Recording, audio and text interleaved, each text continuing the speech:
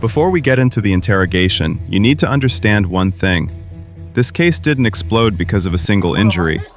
It collapsed under the weight of hundreds of small documented moments, captured on cameras inside a home. A 9-year-old girl is found unresponsive. The adults say it was natural causes, but an autopsy and a mountain of video evidence tell a very different story, one that detectives will piece together step by step until the truth can't hide anymore. In this breakdown, we'll follow the timeline in order: what the family heard first, what investigators learned later, and the exact moments when the suspect's story starts to unravel.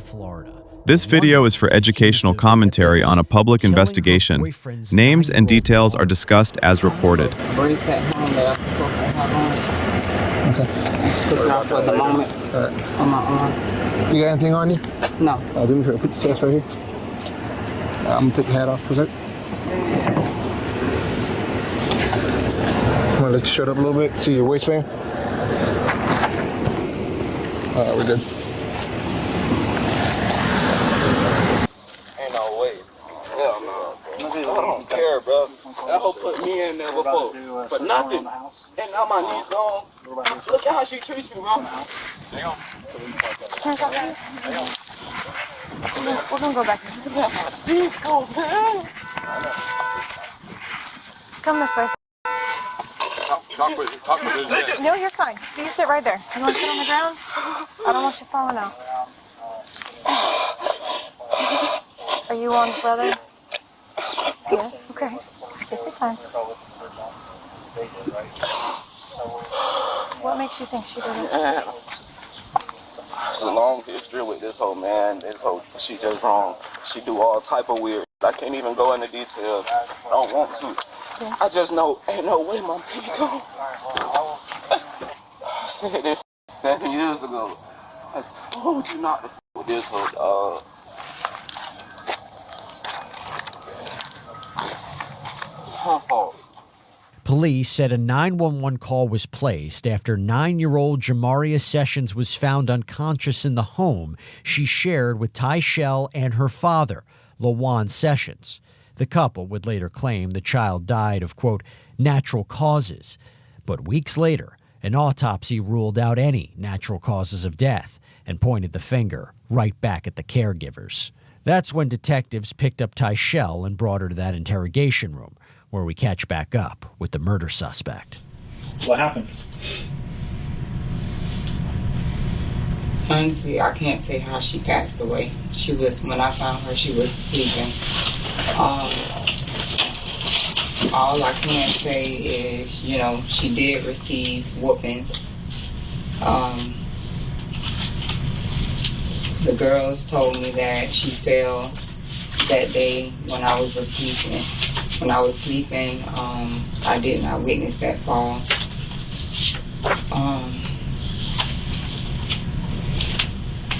I don't know how she passed. I don't know how she passed away. I honestly don't. Okay. How did she get the pinch marks all over her body? I have pinched her before, but from what I saw, I didn't pinch. I didn't do all of that. Did anybody else pinch her? Yeah. Who? Dad. Dad? Presumably, according to your story, what happens next? You wake up and then it's 4 o'clock in the morning or earlier, whatever time you woke up. Kind of go from there when you woke up. Can't quite remember the time. I went in the bathroom. I didn't see her walking out of the room, but walking back into the room, I saw her on the mattress. I knew she had been peeing on herself, so I tapped her and said, "Do you have to use the bathroom?" She didn't respond. Tapped her again, she didn't have to use it, and she didn't respond, so then I called the police. So what kind of abuse would, or what kind of discipline would Lawan use on Jamaria? What you mean, like use? Like whoopings, would she timeouts? Like if she got in trouble. Like if she got in trouble for something, what would be the recourse that Lawan would do? I mean, initially it'll start out with maybe having to run in place. That's a lot of things that he would tell her to do, or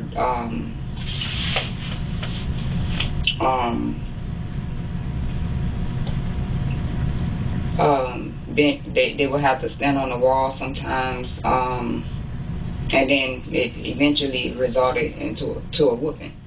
Tyshell tells investigators her initial story and mentions some unusual discipline, but detectives suspect there's more to the story and question the 34-year-old about Jamaria's injuries. How did Jamaria sprain her ankle and when?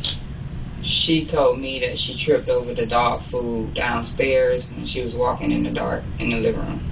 So the downstairs living room? Okay. And then how did she get the burns to her feet and her back? Said it was from hot water from the hair. What was she doing with the hair? I understand it was already does hair, but I'm trying to see if you understand. She has to dip it in hot water. And apparently she had moved or something. Do you know about how her lip got busted or her teeth got broken out of her mouth? I thought it was from the treadmill. Why do you think it was a treadmill? Because that's what I believe she told Zaria that. Okay. When did that happen?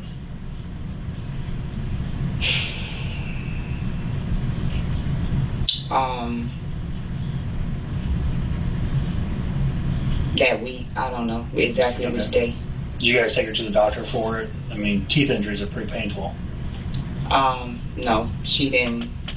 No. She didn't complain about it or anything? No, I didn't even see it. She didn't even show it to me. Right now, he's threatening me with, like, my children, where, like, him being able to place in places that he know I doesn't want her to be, etc. Of course, I don't want my child with his mom, etc., because they do witchcraft. So right now, a lot of this has been to basically be on his side, so my children aren't ending up places where I don't want them to be. Hear her say that she was thirsty while she was doing all these exercises? Is that one of the stupid things she would say to Lauren? She needed to drink water? I'm not sure, but I always gave her water. She have told him that she have to use the bathroom and that she is thirsty, but he told her she can wait till she's done, or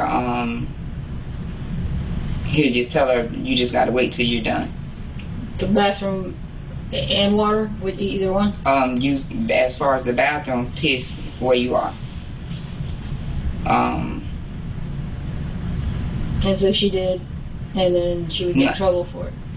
I never, like, I would hear him tell her that, but I never saw her actually piss on the floor or whatever. But I do know one day when I walked in, he was like, she pissed on my shoe. He was like, this mother pissed on my shoe. And when I saw her, she was like bent down on the couch, like balled up on the couch, like she had just got a whooping or something. Tyshell does her best to redirect the blame, but detectives believe they have their prime suspect in their sights and reveal the hard truth. And what are you saying I'm being charged with? Premeditated murder, first degree, which is the top. And then there's aggravated child abuse. And why am I being charged with premeditated murder? Well, because some of the statements that you made while you were attacking Jamaria about killing her. Scare tactics. So scare tactics was also a premeditation. It's scare tactics, and then if you say it and then it happens, what does that look like? It's crazy because I only said that because he said that, and I was just I to her what her dad said. I get it, but if you say, I'm going to kill you, and then the child's dead the next day from injuries caused potentially by you, what does that look like? It looks bad, but that's not what happened. And then the last charge, I think it said it's child neglect. So aggravated child abuse, child neglect, murder.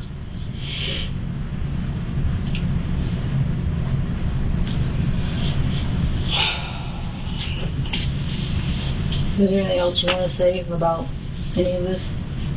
You want to tell us? Do you think it's important? I I just know that I didn't do this. Like, I would never do anything to kill her. Like, those words came honestly because he had just told her that, and I knew she was scared from that. So when she did something wrong, I just used it. But I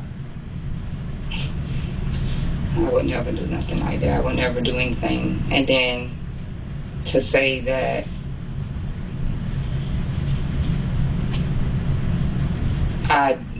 it came from me saying that and doing, like, she didn't pass away from me whooping her or disciplining her Yeah. that day. Yeah. So, and we can go over this around and around and around. The cause of her death is based off the injuries she's received over a period of time by you and by the one.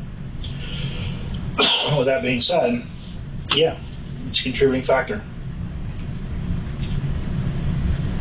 But I wasn't abusing her over the time, though.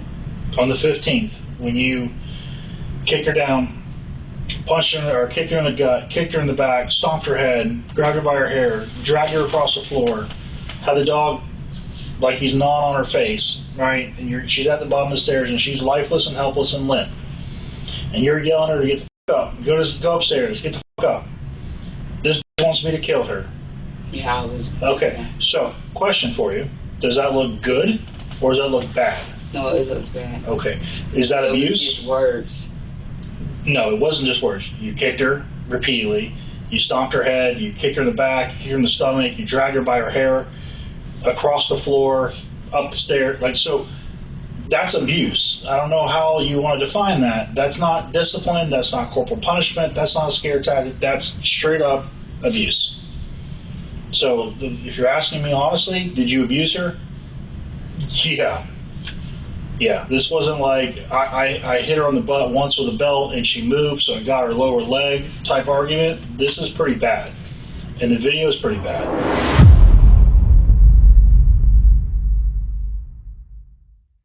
Now that you've seen the interrogation, let's step back and break this case down, calmly, clearly, and in order. This was not a single moment of violence. According to investigators, this was a pattern, a series of escalating behaviors that compounded over time. The autopsy did not point to one fatal blow. Instead, it described a child whose body was overwhelmed, repeated physical injuries, lack of proper hydration, lack of nutrition, and sustained stress. Detectives explained it as death by 1,000 cuts, not one act, but many smaller acts, each one survivable on its own, adding up to organ failure. And this is critical. The injuries were not isolated to one day. Some were older, some were fresh. That timeline matters because it contradicts the idea of a sudden accident. When investigators compared medical findings with thousands of home security videos, the story told by the suspect began to collapse. Events that were described as accidents, tripping, falling, discipline, were allegedly captured on camera in very different ways. This is where the case shifts from he said, she said to documentation. Video does not forget. Medical evidence does not reinterpret itself. In the end, the prosecution's position is simple. The child did not die naturally, and she did not die suddenly. She died after prolonged abuse and neglect that could have been stopped. From an interrogation standpoint, this case is a textbook example of how stories unravel under pressure. At first, the suspect minimized, admitting to small actions while denying larger responsibility. Then came deflection, shifting blame to another adult in the household. When that failed, the explanation changed again. Scare tactics, exhaustion, relationship stress, fear, even supernatural claims. Each shift wasn't random. It happened after investigators introduced new evidence, photos, timestamps, deleted videos, medical findings.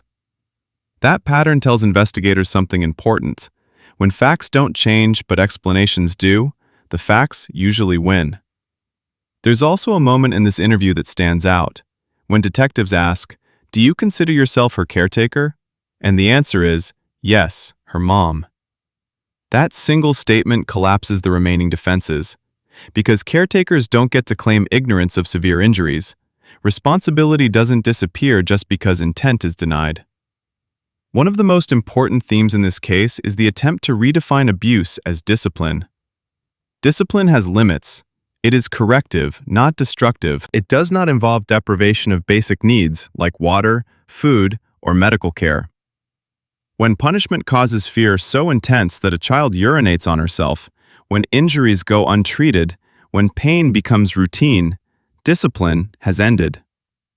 Investigators made this clear. Intent does not erase outcome. Saying, "I didn't mean to kill her," does not change the reality of what repeated actions caused. This distinction matters not just legally, but socially, because many abuse cases hide behind familiar language. I was tired, I was stressed, I was trying to teach a lesson. This case likely would not look the same without three things: medical documentation, digital evidence, and time. The autopsy established cause of death, the security footage established behavior, and the timeline established repetition. Deleted videos became evidence, missing footage became a question, silence became meaningful. In modern investigations, it's often not one dramatic piece of proof, but the accumulation of small, undeniable facts. And once those facts exist, explanations stop mattering. This case is difficult to watch, but it matters.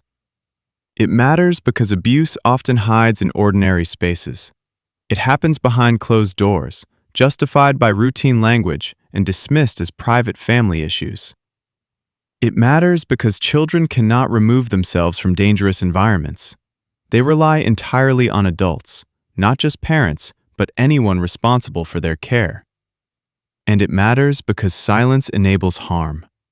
Every missed opportunity to intervene compounds the damage. This wasn't just about what one person did. It was about what multiple people failed to stop. If you found this breakdown helpful, consider subscribing for more neutral, fact-based analysis of real investigations. These videos aren't about shock. They're about understanding how cases unfold, how evidence works, and how systems succeed or fail. And if you ever see signs of abuse in real life, remember, reporting concerns can save lives. Silence never does. In the next case, we'll examine another investigation where early warning signs were missed and how one small decision changed the outcome. Because when you understand how these stories end, you start to recognize them before it's too late. Thanks for watching. Take care, and we'll see you in the next breakdown.